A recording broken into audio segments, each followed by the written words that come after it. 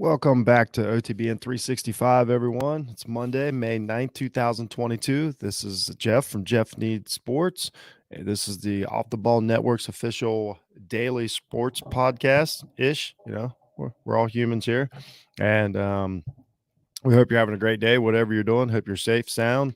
If you happen to live in a part of the country like I do right now that's blessed with some good weather this week, we hope you enjoy it. But overall, yeah, a really, really great sports weekend. We talked yesterday about a historic Kentucky Derby. We talked about, the NBA series heating up.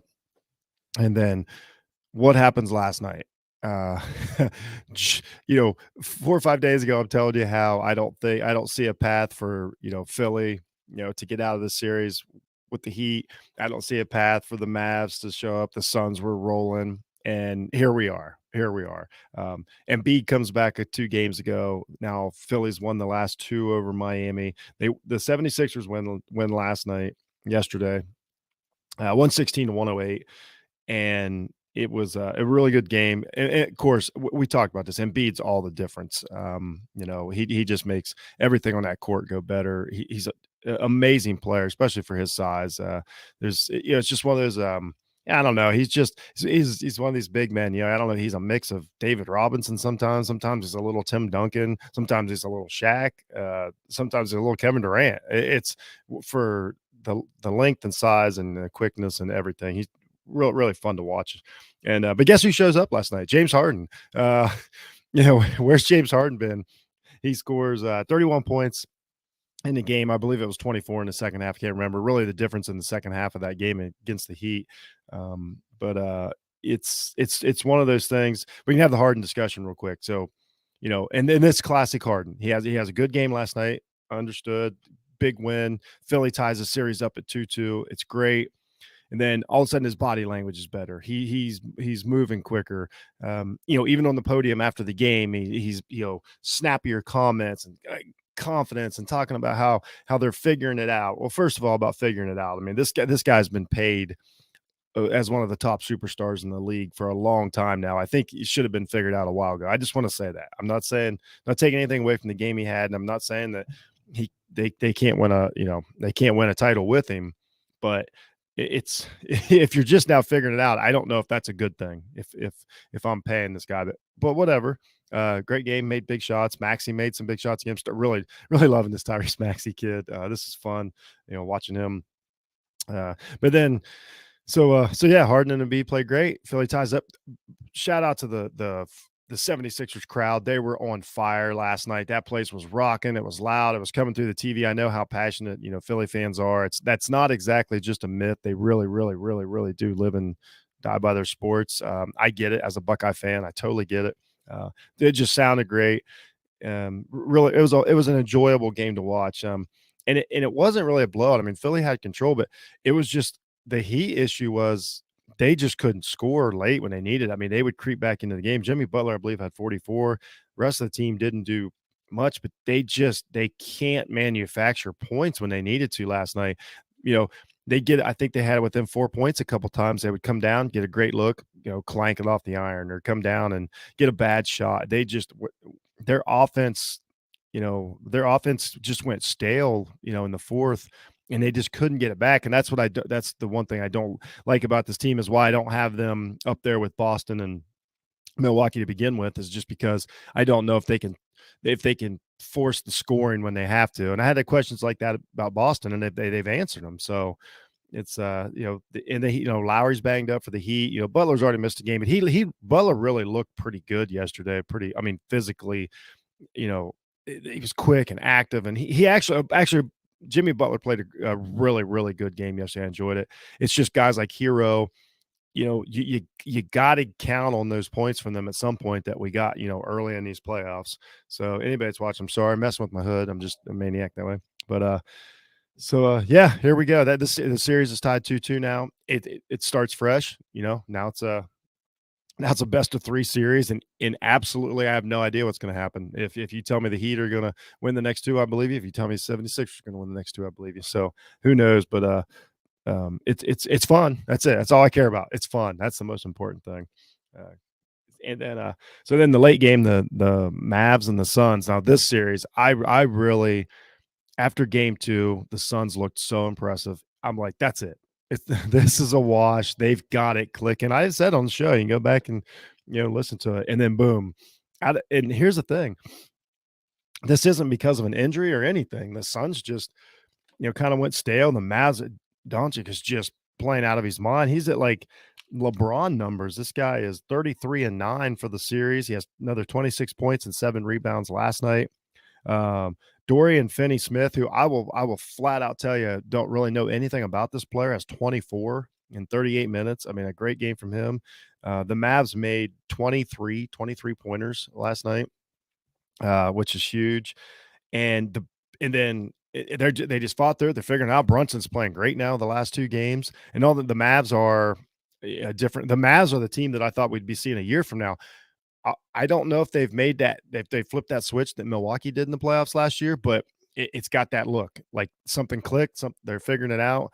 Doncic fought through it, and now we have another series. The Suns Mavs is 2-2 that I thought was dead in the water. But the story of yesterday's game isn't even the Mavs; it's CP3. So Chris Paul, after playing, a couple really great games, he's had a couple fantastic games in the playoffs. He has a 5-point game. He has 4 fouls in the first half. I think he gets his 5th foul early in the second half. Just a non-factor. But your best player, your leader, your legend cannot be a non-factor in game 4 of the playoffs. And it's really concerning. It's not an injury thing. It just looks weird to see. I don't know. I mean, I'm not smart enough at basketball to figure out what it is. It just looks like he's not a step slow, but just like every pass seems a little behind, just these weird mistakes. And then he's, if you're getting fouls diving for a loose ball at the end of a first half, whether it should be a foul or not, you can't make those mistakes. These are like, what separates the guys that finish it off, and Chris Paul's and the Charles Barkley's of the world. It's these little tiny things. I just don't get it. I mean, yeah, great. Another press conference to where Paul's mumbling and, making excuses. And I know he's going to play a great game 5, and everybody's going to be back on the Chris Paul bandwagon. I was 4 days ago. This is a great example. We'll pause here and have a little calm. This is my overwhelming conversation of the day, is that you got 2 players. You got Chris Paul and you got James Harden. Both had different games yesterday, but both are polarizing players, and both are players that at times in their career were like, we need to put these guys way up in the upper echelon of players. And then in times did they get knocked down, and everybody's, these are 2 players that you always hear a lot of, the words, the underrated, the overlooked, the disrespected, blah, blah, blah. But this is why. Harden has a 31-point game yesterday, and everybody's, going, giving him his flowers. Well, to me, he should average 31 in the playoffs, probably for his career, but at least like a series.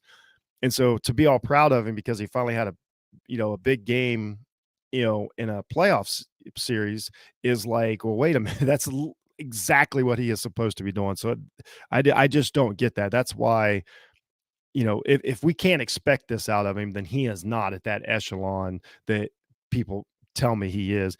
Chris Paul, the other thing, like Chris Paul, if you're going to tell me you're a legend, not you're going to tell me. If people are going to tell me that, that's fine. If you best point guard, one of the best point guards ever, the point god, you call him the point god, and he has 5 points and and fouls out of a very important playoff game against a young point guard on the other side of him.